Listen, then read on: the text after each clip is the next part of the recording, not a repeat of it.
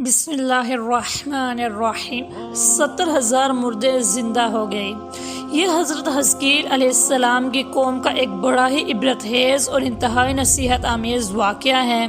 جس کو خداوند قدوس نے قرآن مجید کی سورہ بقرہ میں بیان فرمایا ہے۔ حضرت حزقیل علیہ السلام کون تھے؟ یہ حضرت موسیٰ علیہ السلام کے تیسرے خلیفہ ہیں جو منصب نبوت پر سرفراز کیے گئے۔ حضرت موسیٰ علیہ السلام کی وفات اقدس کے بعد آپ کے خلیفہ اول حضرت یوشع بن نون علیہ السلام ہوئے،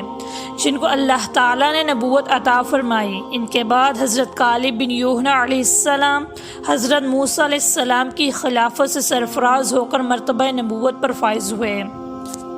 پھر ان کے بعد حضرت حزقیل علیہ السلام حضرت موسیٰ علیہ السلام کے جانشین اور نبی ہوئے۔ حضرت حزقیل علیہ السلام کا لقب ابن الجوز یعنی بڑھیا کے بیٹے ہیں، اور آپ ذوالکفل بھی کہلاتے ہیں۔ ابن الجوز کہلانے کی وجہ یہ ہے کہ یہ اس وقت پیدا ہوئے تھے جبکہ ان کی والدہ ماجدہ بہت بوڑھی ہو چکی تھی، اور آپ کا لقب ذوالکفل اس لیے ہوا کہ آپ نے اپنی کفالت میں لے کر 70 انبیاء کرام کو قتل سے بچا لیا تھا، جن کے قتل پر یہودی قوم آمادہ ہو گئی تھی۔ پھر یہود بھی خدا کے فضل و کرم سے یہودیوں کی تلوار سے بچ گئے اور برسوں زندہ رہ کر اپنی قوم کو ہدایت فرماتے رہے۔ مردوں کے زندہ ہونے کا واقعہ، اس کا واقعہ یہ ہے کہ بنی اسرائیل کی ایک جماعت جو حضرت حزقیل علیہ السلام کے شہر میں رہتی تھی، شہر میں طاعون کی وبا پھیل جانے سے ان لوگوں پر موت کا خوف سوار ہو گیا، اور یہ لوگ موت کے ڈر سے سب کے سب شہر چھوڑ کر ایک جنگل میں بھاگ گئے اور وہیں رہنے لگے۔ تو اللہ تعالیٰ کو ان لوگوں کی یہ حرکت بہت زیادہ ناپسند ہوئی، چنانچہ اللہ تعالیٰ نے ایک عذاب کے فرشتے کو اس جنگل میں بھیج دیا، جس نے ایک پہاڑ کی آڑ میں چھپ کر اور چیخ مار کر بلند آواز سے یہ کہہ دیا کہ موتو، یعنی تم سب مر جاؤ۔ اس مہیب اور بھیانک چیخ کو سن کر بغیر کسی بیماری کے بالکل اچانک یہ سب کے سب مر گئے، جن کی تعداد 70,000 تھی۔ ان مردوں کی تعداد اس قدر زیادہ تھی کہ لوگ ان کے کفن و دفن کا کوئی انتظام نہیں کر سکے، اور ان مردوں کی لاشیں کھلے میدان میں بے گور و کفن 8 دن تک پڑی رہیں، اور بے انتہا تعفن و بدبو سے پورے جنگل بلکہ اس کے اطراف میں بدبو پیدا ہو گئی۔ کچھ لوگوں نے ان کی لاشوں پر رحم کھا کر چاروں طرف سے دیوار اٹھا دی تاکہ یہ لاشیں درندوں سے محفوظ رہیں۔ کچھ دنوں کے بعد حضرت حزقیل علیہ السلام کا اس جنگل میں ان لاشوں کے پاس سے گزر ہوا تو اپنی قوم کے 70,000 انسانوں کی اس موت ناگہانی اور بے گور و کفن لاشوں کی فراوانی دیکھ کر رنج و غم سے ان کا دل بھر گیا، آب دیدہ ہو گئے، اور باری تعالیٰ کے دربار میں دکھ بڑے دل سے گڑ گڑا کر دعا مانگنے لگے کہ یا اللہ، یہ میری قوم کے افراد تھے جو اپنی نادانی سے یہ غلطی کر بیٹھے کہ موت کے ڈر سے شہر چھوڑ کر جنگل میں آ گئے۔ یہ سب میرے شہر کے باشندے ہیں، ان لوگوں سے مجھے انس تھا، اور یہ لوگ میرے دکھ سکھ کے شریک تھے۔ افسوس کہ میری قوم ہلاک ہو گئی اور میں بالکل اکیلا رہ گیا۔ اے میرے رب، یہ وہ قوم تھی جو تیری حمد کرتی تھی اور تیری توحید کا اعلان کرتی تھی اور تیری کبریائی کا خطبہ پڑھتی تھی۔ آپ بڑے سوز و دل کے ساتھ دعا میں مشغول تھے کہ اچانک آپ پر یہ وحی اتر پڑی کہ اے حزقیل علیہ السلام، آپ ان بکھری ہوئی ہڈیوں سے فرما دیجئے کہ اے ہڈیوں، بے شک اللہ تعالیٰ تم کو حکم فرماتا ہے کہ تم اکٹھا ہو جاؤ۔ یہ سن کر بکھری ہوئی ہڈیوں میں حرکت پیدا ہوئی اور ہر آدمی کی ہڈیاں جمع ہو کر ہڈیوں کے ڈھانچے بن گئے۔ پھر یہ وحی آئی کہ اے حزقیل علیہ السلام، آپ فرما دیجئے کہ اے ہڈیوں، تم کو اللہ کا یہ حکم ہے کہ تم گوشت پہن لو۔ یہ کلام سنتے ہی فوراً ہڈیوں کے ڈانچوں پر گوشت پوش چڑھ گئے۔ پھر تیسری بار یہ وحی نازل ہوئی، اے حزقیل، اب یہ کہہ دو کہ اے مردو، خدا کے حکم سے تم سب اٹھ کر کھڑے ہو جاؤ۔ چنانچہ آپ نے یہ فرما دیا تو آپ کی زبان سے یہ جملہ نکلتے ہی 70,000 لاشیں دم زدن میں ناگہاں یہ پڑھتے ہوئے کھڑی ہو گئیں کہ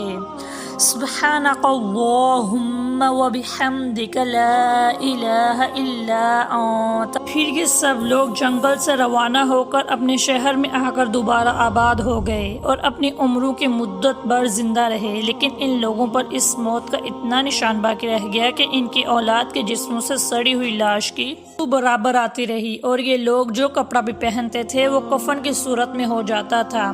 اور قبر میں جس طرح کفن میلا ہو جاتا تھا ایسا ہی میلا پن ان کے کپڑوں پر نمودار ہو جاتا تھا۔ چنانچہ یہ اثرات آج تک ان یہودیوں میں پائے جاتے ہیں جو ان لوگوں کی نسل سے باقی رہ گئے ہیں۔ یہ عجیب و غریب واقعہ قرآن مجید کی سورہ بقرہ میں خداوند قدوس نے اس طرح بیان فرمایا ہے کہ ترجمہ کنز الایمان ہے، اے محبوب کیا تم نے نہ دیکھا تھا انہیں جو اپنے گھروں سے نکلے اور وہ ہزاروں تھے، موت کے ڈر سے تو اللہ نے ان سے فرمایا مر جاؤ،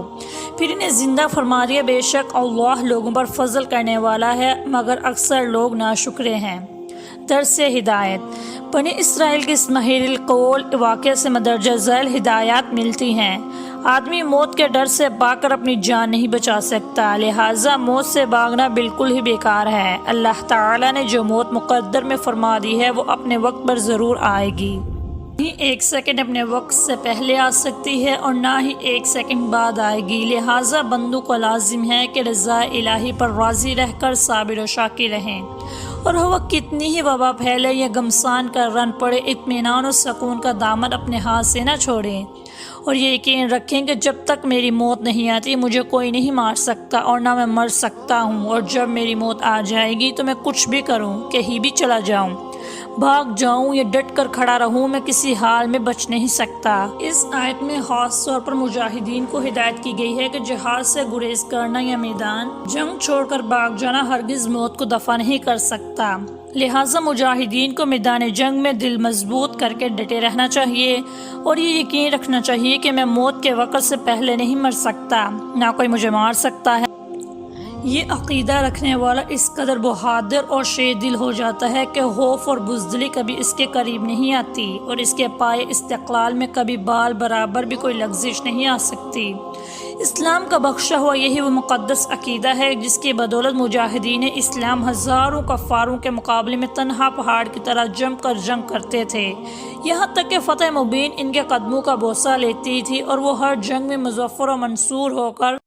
اجر عظیم اور مال غنیمت کی دولت سے مالا مال ہو کر اپنے گھروں میں اس حال میں واپس آتے تھے کہ ان کے جسموں پر زخموں کی کوئی خراش بھی نہیں ہوتی تھی، اور وہ کفار کے دل بادل لشکروں کا صفایا کرتے تھے۔